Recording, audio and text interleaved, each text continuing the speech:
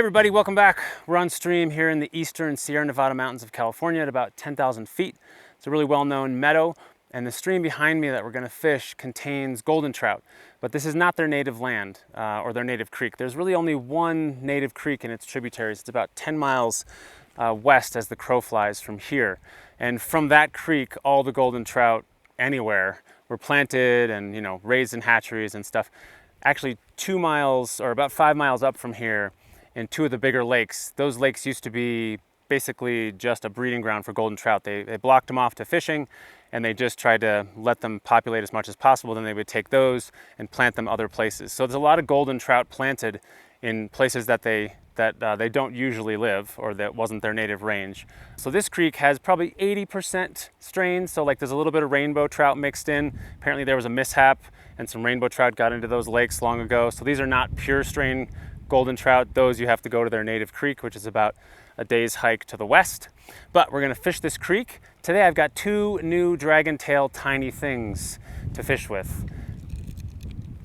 Their new tiny landing net and the new Tiny Talon.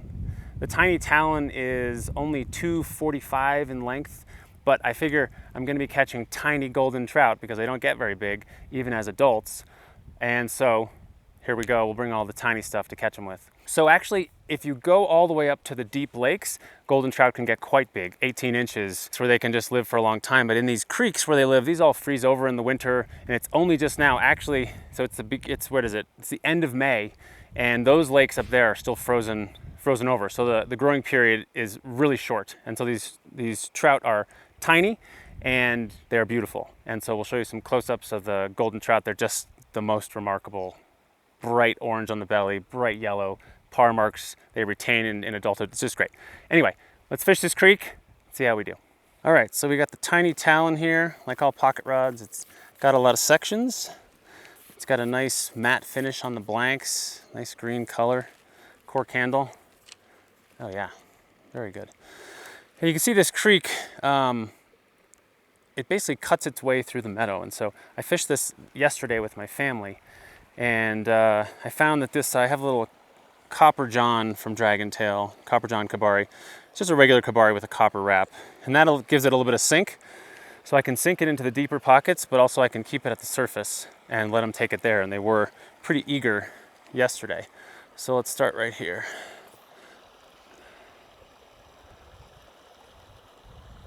I just spooked one. They're a little bit spooky.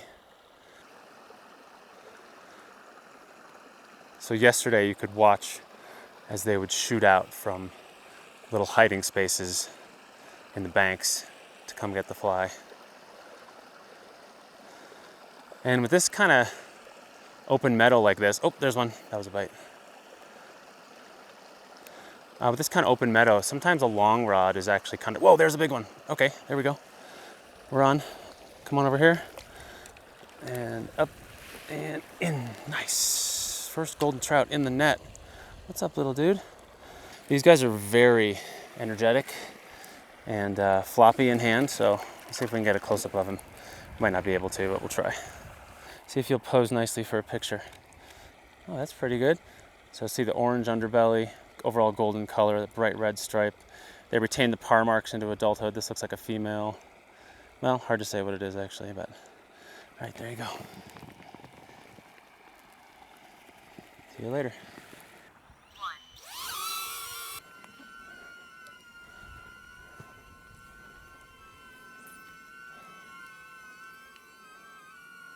So actually in a creek like this with not a lot of overhead cover, a longer rod is actually great because you can reach much farther up while you're sneaking up.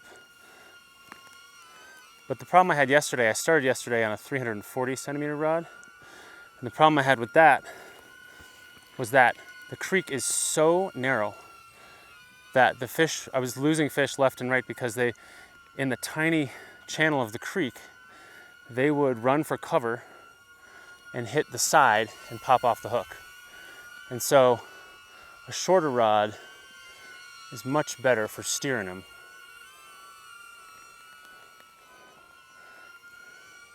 And immediately gaining control. Just because it's a shorter stick, you can, oh, Speaking of stick,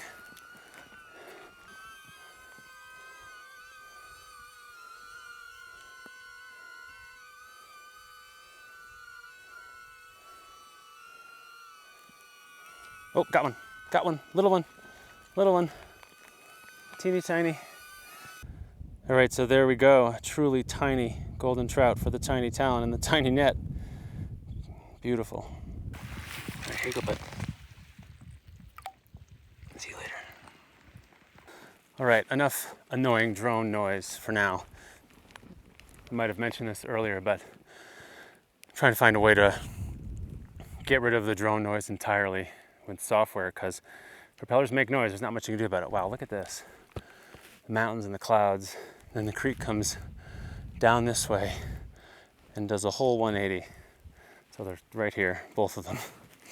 So cool. And it's nice that there's only low bushes. You don't get tangled. But, oh, there's one.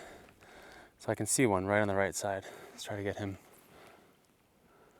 I really like this fly because you can control it. If you want to sort of keep the line tight, you can keep it at the surface, but it'll sink slowly if you want to get it down. So like right in front of this big rock, I'm going to let it sink, and then I'll just do a little swimmy motion on the way back up.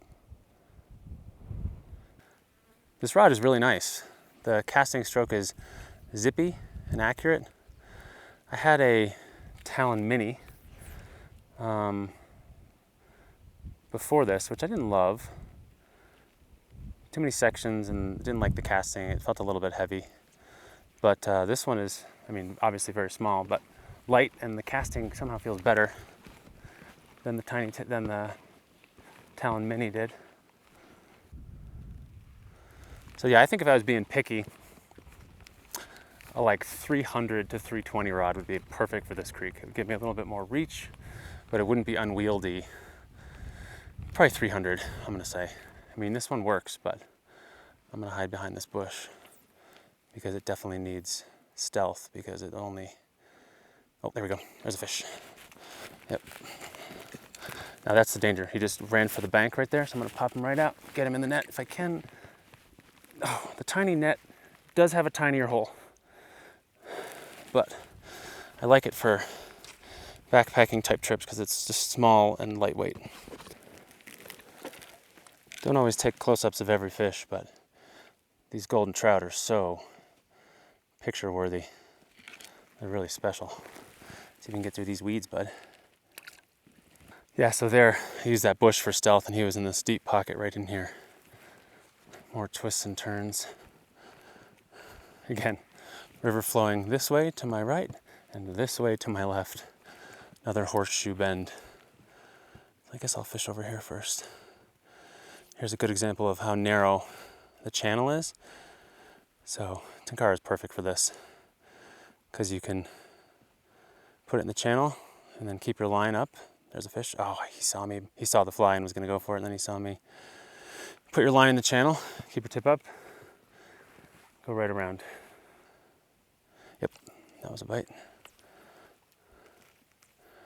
It's a very small motion. Obviously, it's a very small rod, but it's a very tight casting motion. Yes, it's probably 3 feet deep, but you can jump right across it. Now we're going up. Okay, I got some more camouflage with this bush. I'm gonna get down. Yeah, so a slightly longer rod in these conditions would be nice if we're talking about ideals. But I can see this rod for overgrown streams. Like if I was with brambles and bushes, this would be just perfect. More cover, but it's still fun.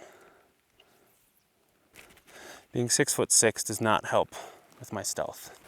Wow, another just beautiful bend. Maybe I can remain stealthy here. It's gonna be hard.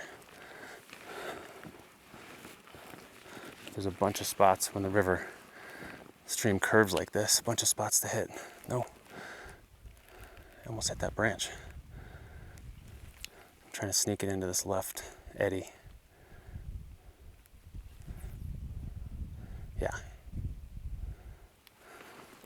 So I'm doing a little bit of sidearm to get it past the left eddy. Then we'll look over here.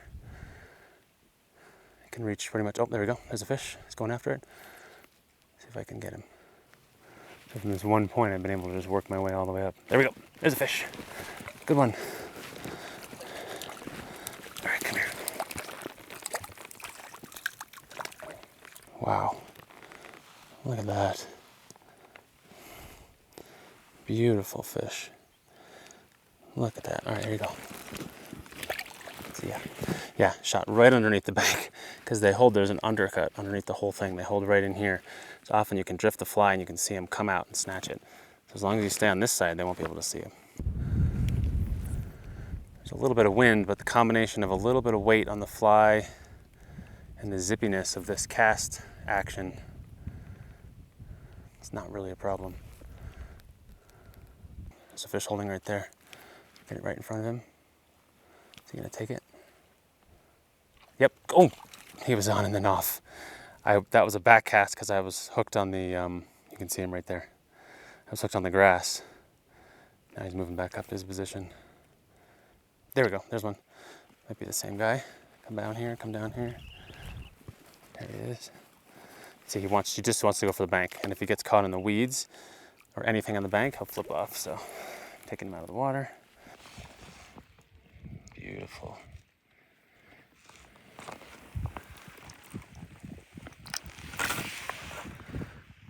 Look at this water. Jeez. Gorgeous. Look at the way the creek just snakes through the meadow. So cool. So every turn there'll be an undercut like this. And they'll be hiding, look, there's one, there's 3, 4, hiding right there in these little undercuts. And then they go under the bank. There's one. I really gotta get the underwater camera in there. Next good spot, I'll do it. So you can really just catch these same size fish, same gorgeous fish, just all day long. There's another one. The creek is chock full of them. So again, we've got an undercut right here. Let's put it in here. Just float it by without getting stuck on the sticks. So yeah, the tenkara advantage here is just great because you're keeping the line not only off the water, but out of the, there's one. Nope, he's off. Out of the grasses and stuff on the side. Oh wow, that's a really good pool. There's a big one. Oh, there's a big one. Okay. There's 2 big ones that just spooked, and they're probably in this undercut. So if I get down here, maybe I can get it to the undercut. Yeah, the current is pushing it. Oh, there's a big one too. Current's pushing it right to the undercut. So all I gotta do is cast out to the current and let it deliver it towards me.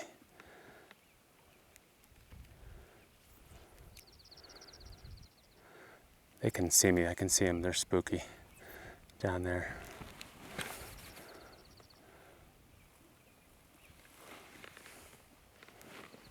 Oh, there's 2 big ones. There's big ones in this corner, so let's keep going over here.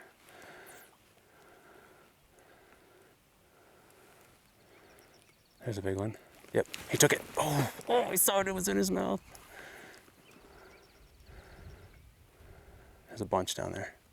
All right, let's stop this and do the underwater camera. That's more interesting probably.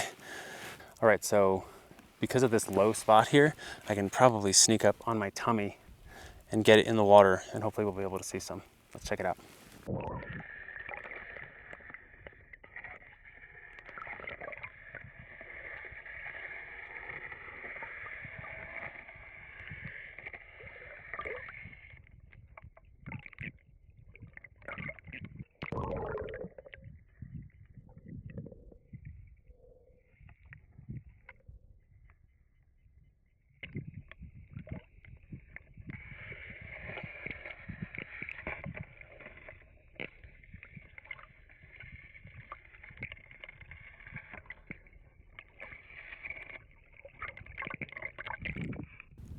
All right, that'll do it for me for this video from the Eastern Sierra. Tiny Talon, fun little rod, nice zippy casting, great. Probably would be more well suited to like really overgrown creeks. Here you could do a little longer rod. I would say 300, 320 would be my choice, but wonderful, beautiful little fish. Didn't catch any big ones, but Biggest I've ever caught here is like 8 or 10 inches, and it's not about the size, it's about the beauty. So hope you enjoyed the look at the golden trout, and we'll see you in the next one.